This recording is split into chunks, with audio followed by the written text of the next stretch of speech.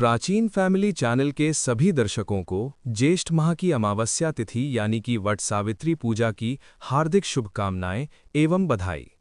दोस्तों, आज की इस वीडियो में हम आपको 2026 में पढ़ने वाली वट सावित्री पूजा के बारे में संपूर्ण जानकारी देने जा रहे हैं। जैसे कि इस साल यानी कि साल 2026 में वट सावित्री का व्रत कब रखा जाएगा, इसकी पूजा का शुभ मुहूर्त क्या है, पूजा विधि क्या रहने वाली है और इस दिन आपको क्या खाना चाहिए एवं क्या नहीं खाना चाहिए, कौन सी चीज़ है जो हमें दान में देनी चाहिए, या कौन सी चीज़ें हैं जिसका दान हमें भूल से भी नहीं करना चाहिए। साथ ही हम जानेंगे कि वो कौन सी महिलाएं हैं जिनको वट सावित्री पूजा का व्रत गलती से भी नहीं रखना चाहिए। एवं ये भी जानेंगे कि वट सावित्री की पूजा आपको कैसे करनी है। पहली बार यदि आप व्रत रख रहे हैं तो क्या-क्या सावधानियां आपको इस दौरान बरतनी चाहिए। एवं वट सावित्री पूजा के दिन आपको कौन सी किस विधि से किस दिन पूजा करनी है, पूजा का शुभ मुहूर्त क्या रहेगा, पूजा विधि क्या रहेगी, ये समस्त जानकारी आज हम आपको इस छोटी सी वीडियो के माध्यम से बताने जा रहे हैं। दोस्तों, आपसे निवेदन है कि वीडियो के अंत तक आपको बने रहना है। वीडियो को काट काट कर नहीं देखना है, वीडियो को पूरा ही देखना होगा, तभी आपको संपूर्ण जानकारी प्राप्त होगी। दोस्तों, वट सावित्री व्रत के दिन चाहे कुछ करना या ना करना, और ये एक काम जरूर से करना, अखंड लक्ष्मी और सौभाग्य की प्राप्ति होगी। दोस्तों, आज की वीडियो बहुत ही महत्वपूर्ण है, तो इस वीडियो को खास करके सुहागन महिलाओं तक जरूर से शेयर कर दीजिएगा, क्योंकि वट सावित्री का व्रत शादीशुदा महिलाओं के लिए ही है। तो दोस्तों, चलिए वीडियो में आगे बढ़ते हैं। पर उससे पहले यदि आप भी अपने जीवन में भगवान भोलेनाथ एवं माता पार्वती जी की असीम कृपा, उनका आशीर्वाद प्राप्त करना चाहते हैं तो कमेंट बॉक्स में ओम नमः शिवाय जरूर लिख दें। दोस्तों, वट सावित्री व्रत हिंदू धर्म का एक प्रमुख त्योहार है जो कि साल में एक ही बार आता है। वट सावित्री का व्रत सुहागिन महिलाएं अपने पति के लंबी उम्र एवं स्वस्थ निरोगी जीवन के लिए करती हैं। हर वर्ष ये सावित्री व्रत ज्येष्ठ मास की अमावस्या तिथि के दिन रखा जाता है। आज इस वीडियो में हम जानेंगे कि वट सावित्री व्रत कैसे करें।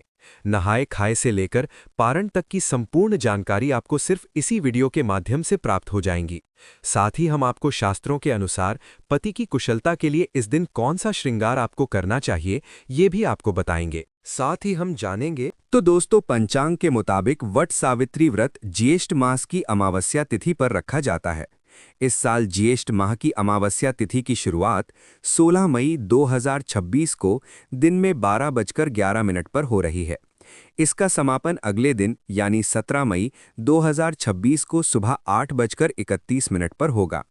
ऐसे में 16 मई 2026 को वट सावित्री व्रत का व्रत रखा जाएगा और इसके एक दिन पूर्व यानी कि 15 मई को हम नहाए खाए करते हैं। तो नहाए खाए के दिन आप सबसे पहले नाखून काट लीजिएगा, उसके बाद बोल धो लीजिएगा और इस दिन हमें शुद्ध सात्विक भोजन करना चाहिए, यानी लहसुन, प्याज, बैंगन, मसूर की दाल के बिना आपको इस दिन भोजन ग्रहण करना चाहिए, क्योंकि ये सभी चीज़ें तामसिक प्रवृत्ति की होती हैं, जिस वजह से वट सावित्री के व्रत में इन्हें खाना निषेध माना जाता है।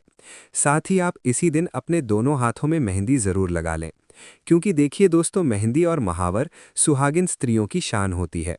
इसलिए आप इस दिन यदि कोई विशेष प्रकार के साजो श्रृंगार नहीं कर पाते हैं तो आप कम से कम मेहंदी और महावर ज़रूर लगा लें।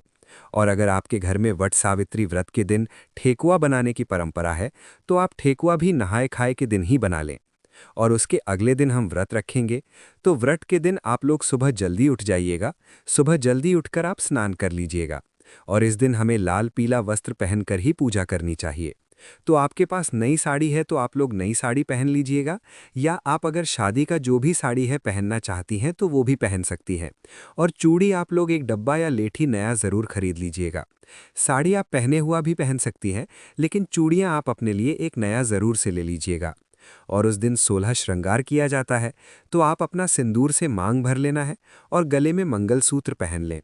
पैर में पायल, बिछुआ और महावर ज़रूर लगा लीजिएगा। और जो शादी का चुनरी रहता है वो ओढ़कर ही हमें उस दिन पूजा करनी चाहिए। और आप लोग मांग में जो मांग टीका है वो भी ज़रूर पहन लीजिएगा। और इस दिन हमें टीका पहनकर ही पूजा करनी चाहिए। सुहाग का सबसे बड़ा प्रतीक टीका होता है, तो आप लोग टीका ज़रूर पहन लीजिएगा। तो दोस्तों, पंचांग के और दोस्तों, कई बार क्या होता है कि बहुत सारे लोगों के आसपास वट वृक्ष नहीं होता है या जो किसी कारणवश नहीं जा सकते हैं। ऐसे लोग अपने घर में कोई छोटा सा वट वृक्ष खरीद कर ला सकते हैं।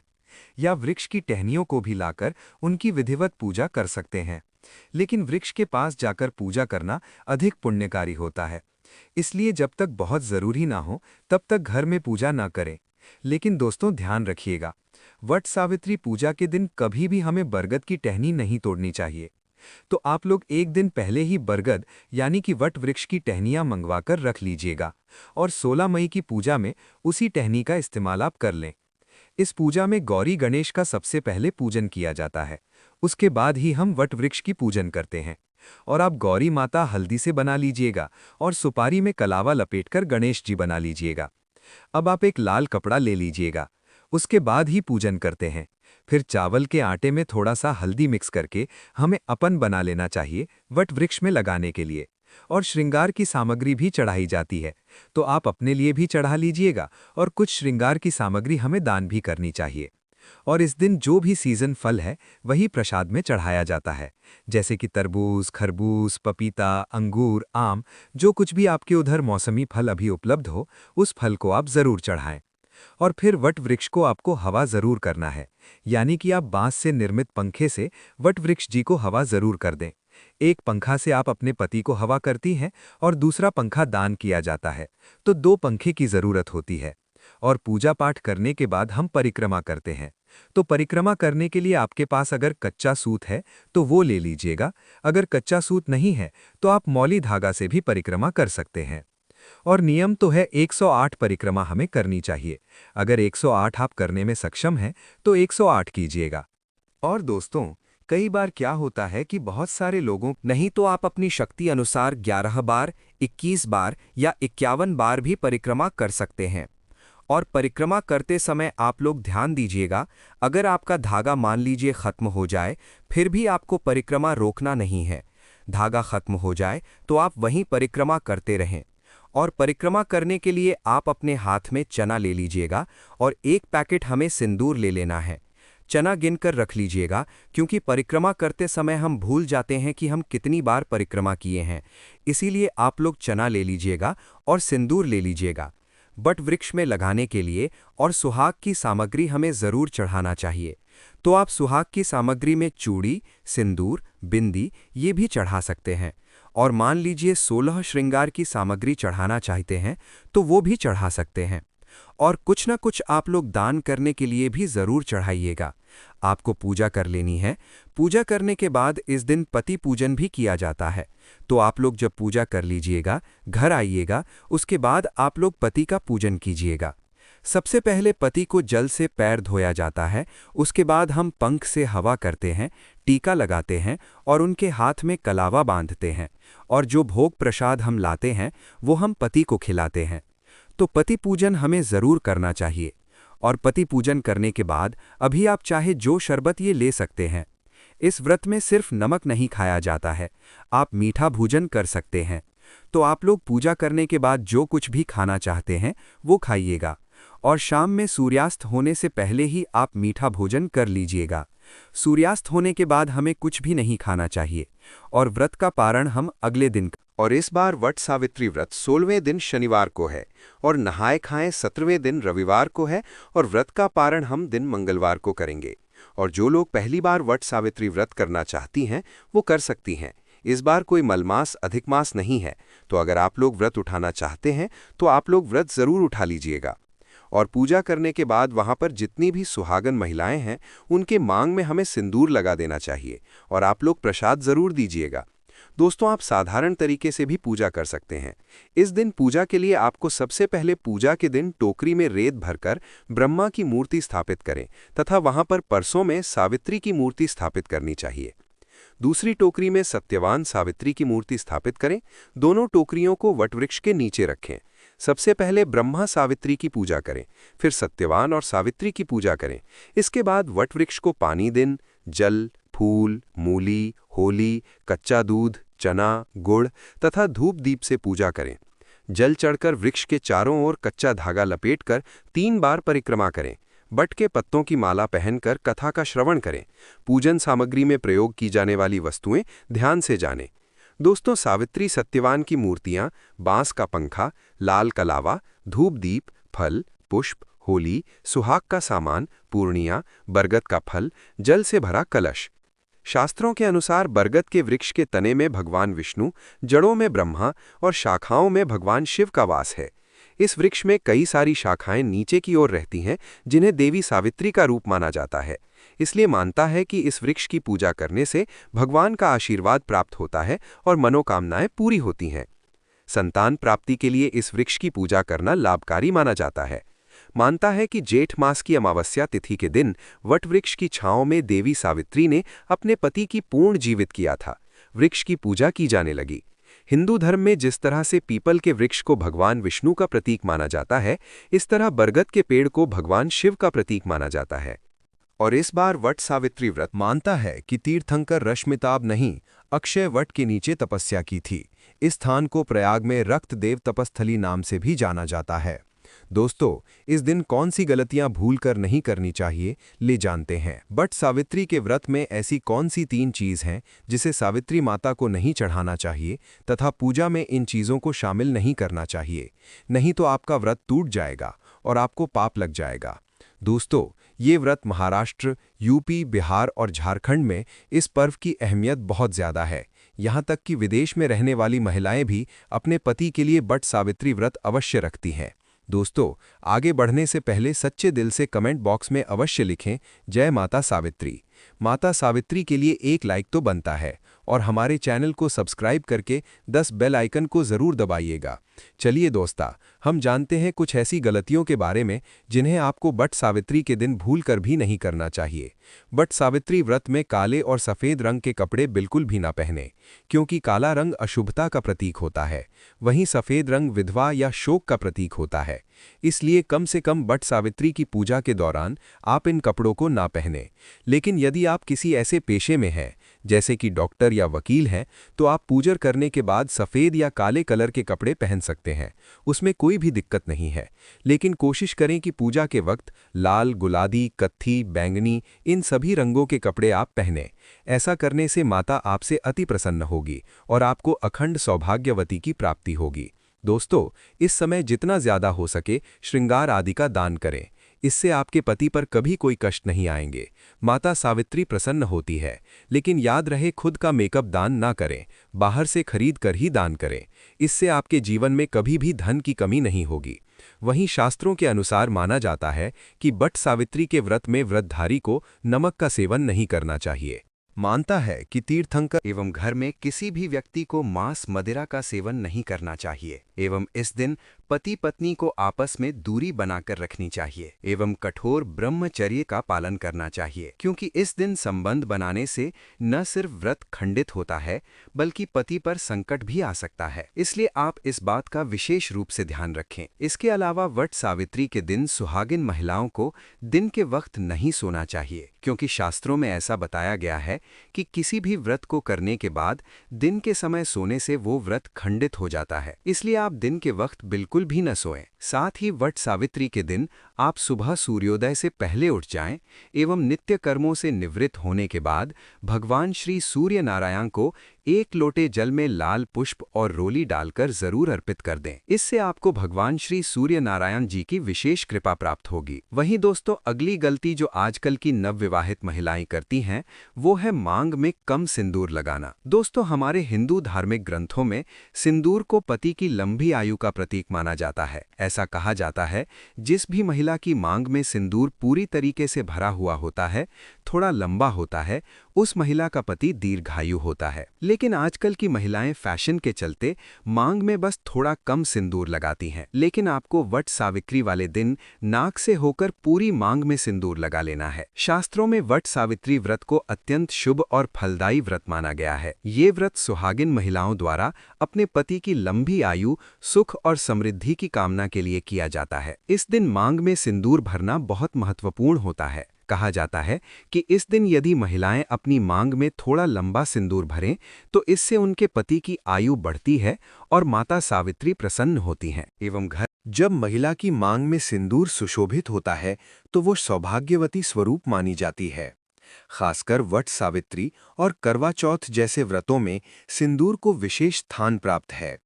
यदि कोई महिला जानबूझकर या अज्ञानता में मांग में सिंदूर कम भरती है या इस पर ध्यान नहीं देती, तो ये व्रत की पूर्णता में बाधा बन सकता है। इसलिए मांग में सिंदूर जितना अधिक और सुसज्जित रूप से भरा जाएगा, उतना ही ये शुभ फलदायक रहेगा। वट सावित्री के दिन माता सावित्री को लाल फूल अर्पित करने का विशेष महत्व है। लाल फूल प्रेम, श्रद्धा और भक्ति का प्रतीक होता है। जब महिला सच्चे भाव से लाल फूल अर्पित करती है, तो इससे उसके जीवन में प्रेम, सामंजस्य और समृद्धि बनी रहती है। माता सावित्री को लाल रंग अत्यंत प्रिय है और ये उन्हें प्रसन्न करता है। इस दिन घर में मीठे पकवान अवश्य बनाए जाने चाहिए और उन्हें पहले माता को भोग लगाकर फिर प्रसाद रूप में ग्रहण करना चाहिए। ये परंपरा न केवल धार्मिक आस्था का प्रतीक है, बल्कि घर में सकारात्मक ऊर्जा और सुख समृद्धि का प्रवेश भी कराती है। आज के समय में कई महिलाएं वट सावित्री के दिन इसे एक सामान्य व्रत समझकर ब्यूटी पार्लर चली जाती हैं और बाल कटवा लेती हैं। ये बहुत बड़ी भूल मानी जाती है। शास्त्रों में इसे घोर पाप कहा गया है। बाल कटवाने से माता सावित्री रुष्ट हो जाती हैं और इससे पति के जीवन पर संकट आ सकता है। करवा चौथ और वट सावित्री जैसे व्रतों में बालों को कटवाना अशुभ माना गया है। ये व्रत पति की दीर्घायु और अखंड सौभाग्य के लिए होता है और किसी भी तरह की कटौती इसमें व्रत की मर्यादा को खंडित कर सकती है। इस दिन अर्पित की जाने वाली किसी भी वस्तु की पूर्णता और पवित्रता का ध्यान रखना आवश्यक है। कोई भी टूटी फूटी वस्तु, चाहे वो फूल हो, थाली हो या पूजा की अन्य सामग्री, अर्पण योग्य नहीं होती। चूड़ियों का विशेष महत्व होता है और व्रत के दिन सफेद, नीली या काली चूड़ियां पहनने से बचना चाहिए। टूटी हुई चूड़ियां तो बिल्कुल भी नहीं पहननी चाहिए। मंगलसूत्र सुहाग का प्रतीक है, इसलिए वट सावित्री के दिन इसे गले में अवश्य धारण करना चाहिए। यदि कोई महिला इस दिन मंगलसूत्र नहीं पहनती है, तो उसका व्रत अधूरा माना जाता है। शास्त्रों में कुछ ऐसी स्थितियों का उल्लेख है जब महिलाओं को यह व्रत नहीं करना चाहिए। सबसे पहली स्थिति तब होती है जब किसी महिला का मन अपने पति के बजाय किसी अन्य पुरुष की ओर आकर्षित हो। यदि मन और विचार शुद्ध नहीं है, तो व्रत की संकल्पना ही व्यर्थ हो जाती है।